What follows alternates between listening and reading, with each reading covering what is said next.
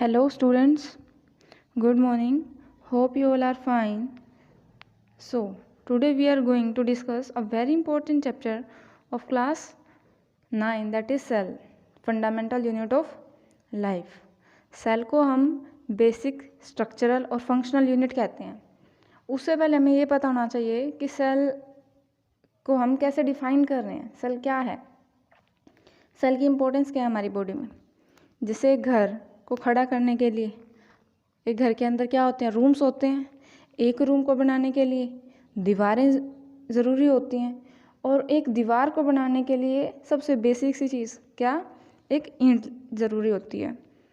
जैसे एक दीवार को बनाने के लिए ईंट को हमने एक रिपीटिशन दी है, एक ईंट रखी, उसके साइड में एक और ईंट रखी, तो वो जो रिपीटिशन ऑफ ब्रिक है उससे एक पर्टिकुलर वे में ब्रिक्स को ऐसे अरेंज करा गया है कि एक दीवार खड़ी हो. ऐसे ही हमारी बॉडी के अंदर भी कुछ बेसिक यूनिट्स हैं जिनको एक पर्टिकुलर पैटर्न में अरेंज करा गया है ताकि एक फंक्शन परफॉर्म हो सके. और वो बेसिक यूनिट हमारी बॉडी की क्या है, सेल. तो हमने यही चैप्टर में पढ़ना है कि सेल क्या है, कैसे काम करता है, और सेल की बेसिक सेल को हम क्या कहेंगे, functional and structural unit of life, the basic unit of life. So हम सेल को स्ट्रक्चरल यूनिट क्यों कह रहे हैं, क्योंकि हमारी पूरी बॉडी का स्ट्रक्चर किससे मिलकर बना है. अगर पूरी बॉडी को हम देखेंगे, ब्लड देखेंगे तो ब्लड के अंदर सेल्स हैं. हमारे हाथ में जो मांसपेशियां हैं वो किससे बनी है, सेल से बनी है. नर्वस सिस्टम हमारा कंप्लीट सेल से बना है. दांत हमारे सेल से बने हैं. बोन्स हमारी सेल से बनी है. सॉरी, दांत सेल से नहीं बने, हमारी बोन्स सेल से बनी है. तो हमारी बॉडी की तो हम क्या कहेंगे कि बेसिक स्ट्रक्चरल यूनिट क्या होगी, सेल होगी. And why it is called as functional unit, because क्योंकि बॉडी के जितने भी फंक्शंस हैं, एक तरीके से बॉडी अगर सेल से बनी हुई है तो हमारी बॉडी में क्या क्या हो रहा है, डाइजेशन हो रही है, रेस्पिरेशन हो रही है, खाना खाते हैं हम, सांस लेते हैं, और एक्सक्रीशन हो रही है, वेस्ट प्रोडक्ट हम बाहर निकाल रहे हैं. तो ये सारे फंक्शंस भी कौन परफॉर्म कर रहा है, अगर बॉडी ही सेल से बनी है तो सेल ही परफॉर्म कर रहा है. तो इसीलिए हम सेल को क्या कहेंगे कि सेल एक फंक्शनल यूनिट है. सो you have to learn this answer, and this is very important question, that is all living organisms are made up of cell, so it is called structural unit of life, and all the functions inside the body of organism are performed by a cell, that's why it is called functional unit of life. उसके बाद हमें क्या पढ़ना है, unicellular organisms क्या होते हैं और मल्टीसेलुलर ऑर्गेनिजम्स क्या होते हैं. Uni indicates single cell organism, and multi indicates many cell organism. तो एक ऐसा ऑर्गेनिज्म, एक ऐसा लिविंग बीइंग जिसके पास सिर्फ और सिर्फ एक ही सेल होगा, उसको हम क्या कहेंगे, जो सिर्फ एक सेल से मिलकर बना होगा वो होगा हमारा यूनिसेलुलर. और जैसे हम हैं ह्यूमन बीइंग्स, तो हमारी बॉडी में तो बहुत सारे सेल हैं, we are multi cellular organisms. Okay, multicellular organisms are those organisms which are made up of many cells, and unicellular organism is that those organisms which are made up of only single cell. So you have to learn example. Multicellular में कोई problem नहीं है, इसमें हम लिख देंगे, but unicellular के example जैसे amoeba, yeast, euglena, paramecium and some bacterias. और difference is also very important for examination point of view. So first point written is, ये हमने कवर कर लिया. अब देखो यूनिसेलुलर ऑर्गेनिज्म में क्या होगा कि वो इतना छोटा होगा जिसको हम देख ही नहीं पाएंगे नेक आई से, ठीक है. और भाई यूनिसेलुलर ऑर्गेनिज्म के पास सिर्फ एक सेल है, फंक्शन तो उसको भी सेम परफॉर्म करने हैं, उसको डाइजेशन भी करनी है, उसको रेस्पिरेशन भी करनी है, उसको वेस्ट प्रोडक्ट भी बाहर निकालना है. तो यूनिसेलुलर में हर एक फंक्शन कौन परफॉर्म करेगा, सेल. बट मल्टीसेलुलर ऑर्गेनिज्म में अलग अलग ऑर्गन्स प्रेजेंट हैं to perform a special kind of function. And unicellular organisms have short life span. Single cell है, थोड़ा सा भी अगर बाई चांस कोई कुछ भी कहीं मान लिया अमीबा मिलता कहाँ है हमें, पानी में मिलता है, चलते चलते कहीं किसी चीज़ से टकरा गया और वो चीज़ थी नुकीली, तो वो ख़त्म हो जाएगा।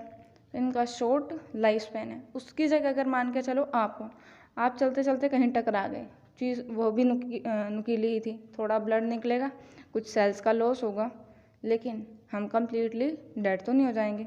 अब यूनिसेलुलर ऑर्गेनिजम्स का मोड ऑफ रिप्रोडक्शन क्या होता है? Asexual. That means no gametes are involve on asexual reproduction. वो होता है जिसमें एक सिंगल पेरेंट ही डिवाइड होके दो डॉटर सेल प्रोड्यूस करते हैं। बट सेक्सुअल रिप्रोडक्शन में mother and father both are required to produce a offspring or to produce a baby. So done this difference. Moving on to our next slide, that is the simple diagram for the cell. तो cell को समझने के लिए हमें क्या example हम उठाते हैं मैंगो का। जैसे मैंगो के बीच में क्या होती है, जिसको हम खाते नहीं, जिस पार्ट को, उसको हम क्या देंगे, वो क्या है? न्यूक्लियस। एक्चुअल में तो पूरा कंप्लीट ब्रेन मैंगो का कहाँ होगा, मैंगो की इंफॉर्मेशन की, उसका कैसे कैसे वहाँ सेल डिवीज़न होगी, वो किसके पास है? उस गुठली के पास है, जिसको हम क्या कहेंगे? सेल के केस में वो हो जाएगी हमारे पास न्यूक्लियस। मैंगो के ऊपर जो एक लेयर होती है जिसको हम कभी खाते नहीं हैं, वो क्या होगी हमारे पास? Cell membrane. मेम्ब्रेन मतलब एक पतली सी झिल्ली, सेल की झिल्ली को हम क्या कह देंगे? Cell membrane. और मैंगो का वो पार्ट जिसको हम खाते हैं, टेस्टी पार्ट को हम क्या कहेंगे? साइटोप्लाज्म। तो साइटोप्लाज्म क्या होगा? सेल मेम्ब्रेन के अंदर का सारा material except nucleus. So let's see the definition of cell membrane. The outermost membrane of cell is called cell membrane, also named as plasma membrane, and the material inside a cell membrane except nucleus is called cytoplasm. Remember, this is cytoplasm, not plasma, and cell membrane का second name क्या होगा? plasma membrane. Okay, so moving on to our next slide. This diagram shows that inside the cytoplasm various organelles are present. So what are the organelles? Now to understand organelle we have to think about another example. This cell is totally like a colony or we can say society or a city where a number of functions are performed. Just think about that there is a factory of shoe, biscuit or anything in an area. So we have to what is this all taking place around us, that from the factory things are transported to various places where they are used. So cytoplasm is like that. Cytoplasm में क्या हो रहा है? यहाँ पर protein formation हो रही है, ठीक है। फिर वो प्रोटीन फॉर्म हो गया, होते होते अच्छे बल्क में हमें मिल गया प्रोटीन। अब वो प्रोटीन जाएगा कहाँ? वो प्रोटीन ट्रांसपोर्ट होगा। कहाँ ट्रांसपोर्ट होगा? कि भाई ये जो सेल है, सेल की मेम्ब्रेन किससे मिलके बनी है? सेल की मेम्ब्रेन मिलके बनी है लिपिड्स और प्रोटीन से। प्रोटीन सिंथेसाइज कर दिया किसने? राइबोसोम ने। राइबोसोम कहाँ प्रेजेंट है? साइटोप्लाज्म के अंदर। तो इसका मतलब साइटोप्लाज्म के अंदर मैन्युफैक्चर हो रहा है प्रोटीन, उसको ट्रांसपोर्ट कौन करेगा? Golgi apparatus. उसकी पैकेजिंग, मटेरियल अगर ट्रांसपोर्ट कराना है तो उसको पैक होना पड़ेगा, अच्छे से हमें पैक करना पड़ेगा। पैक करना, उसको छोड़ के आना, वो कौन का किसकी ड्यूटी होगी? ये होगी एंडोप्लाज्मिक रेटिकुलम की। तो यहाँ पर कुछ छोटे छोटे सेल ऑर्गेनेल्स ऐसे प्रेजेंट हैं जो एक पर्टिकुलर फंक्शन परफॉर्म कर रही हैं। ऐसे यहाँ पर एक लाइसोसोम होता है। लाइसोसोम क्या करेगा? Let's see the structure.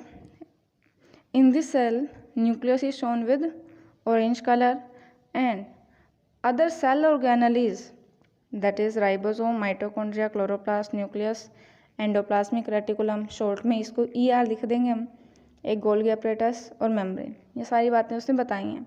तो हमने राइबोसोम का फंक्शन देख लिया। राइबोसोम क्या कर रहा है, प्रोटीन फॉर्मेशन में हेल्प कर रहा है। माइटोकॉन्ड्रिया क्या करेगा, ये माइटोकॉन्ड्रिया को हम कहते हैं power house of the cell, वो क्या करेगा, एनर्जी प्रोड्यूस करेगा।